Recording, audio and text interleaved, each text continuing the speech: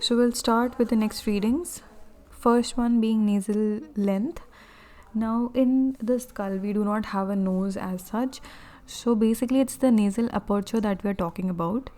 It's the height of the nasal aperture that we're mentioning. So that measurement is basically from nasospinale to nasion. Now, nasion, we are quite well aware now where nasion is. Now, see this diagram. Now, both the 2 points, nasion and nasospinale, are lying on the mid-sagittal plane. So, again, a good form of reference for locating the landmarks, because it's not the maximum point we're talking, it's about the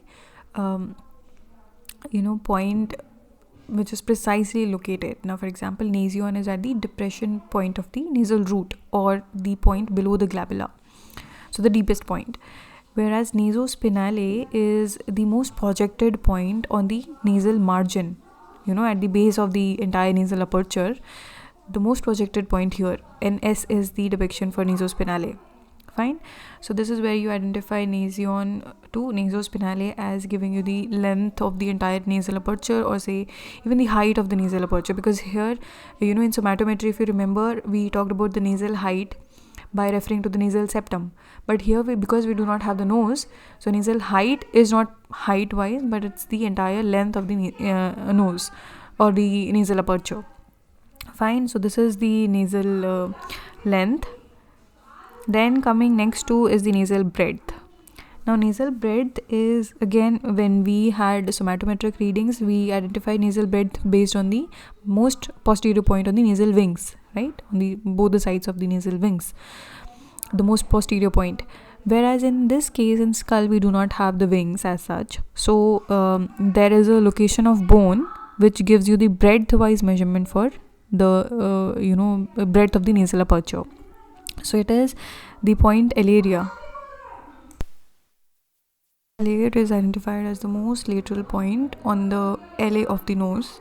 So this point here is identified as alare. ALARE is the word, alare, landmark, to measure the nasal breadth.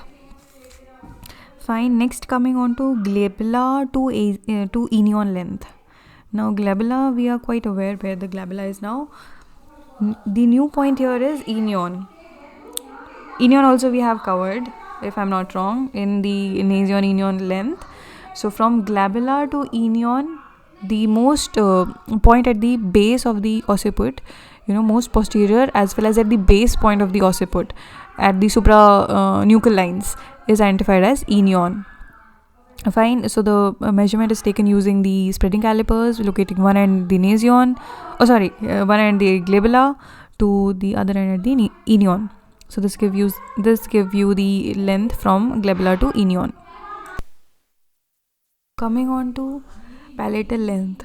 So it is a straight distance between the two landmarks. First, OL. OL indicates oral, ORALE, and STA is indicating staphylon. Okay, let me show you. So this is the landmark used for identifying the palatal length, oral, and the staphylon. Now, oral, let me show you the figure where the two are. Yeah. So this point OL till STA, staphylon. So as we are measuring the palatal length, so the linear length on the mid-sagittal plane, both the landmarks are located, oral and the staphylon. So the straight line from oral to staphylon. Now this is measured using the sliding calipers, not the spreading calipers. So locating one end of the sliding at the oral and the other at the staphylon will get the palatal length. Now let's see what are the two different landmarks, the descriptions of the two landmarks. One by one we'll take it. Oral is the most interior point on the hard palate, where a line drawn lingual to the central incisors intersects the palatal suture. Okay, so here we have the palatal suture in the front. This one. Okay, this is the palatal suture, and this comes the mid-sagittal suture, the entire mid-plane. This is the palatal suture, this one. So most anterior point,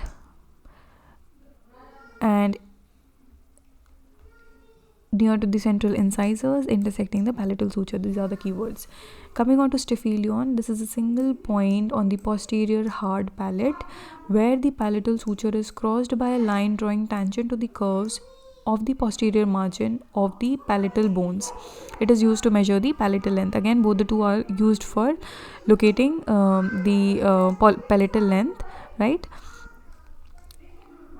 So at the posterior side we have Staphylion, whereas on the anterior side of the palatal of the entire palate we have Orale, right? So the description basically says drawing the tangent you get the appropriate margin, but when you locate it on the when you get the mandible or the maxilla or the skull, you are able to identify these 2 points very clearly.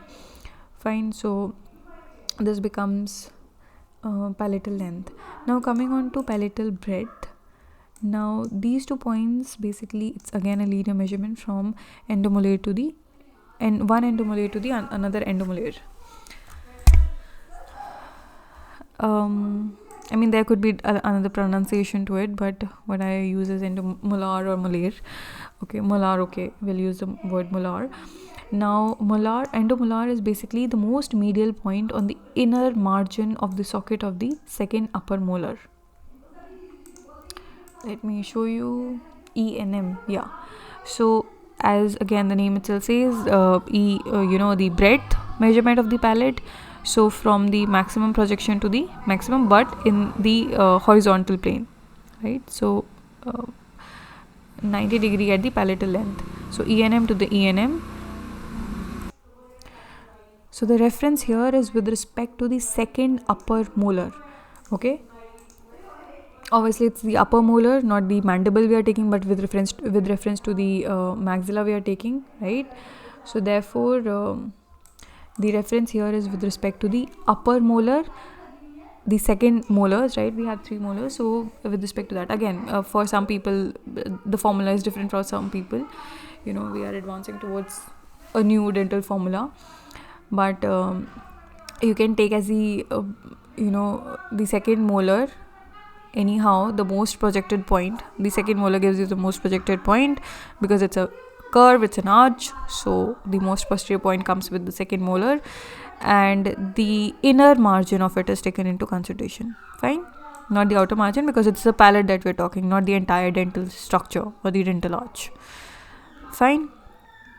Also the middle point on the inner margin of the second molar.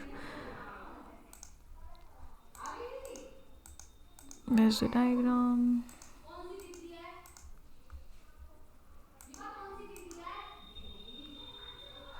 Yeah, this one. Fine, on the midpoint of the second molar. So this is about the palatal breadth. Okay, next point in your syllabus is breadth of ramus.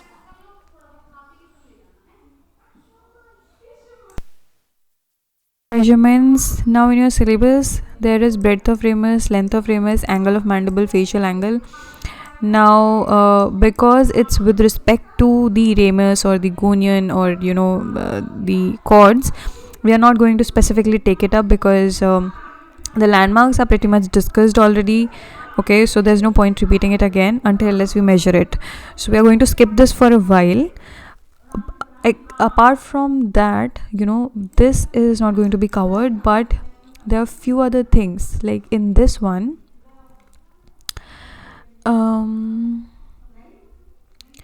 we have a few indices that we need to take up for the measurements.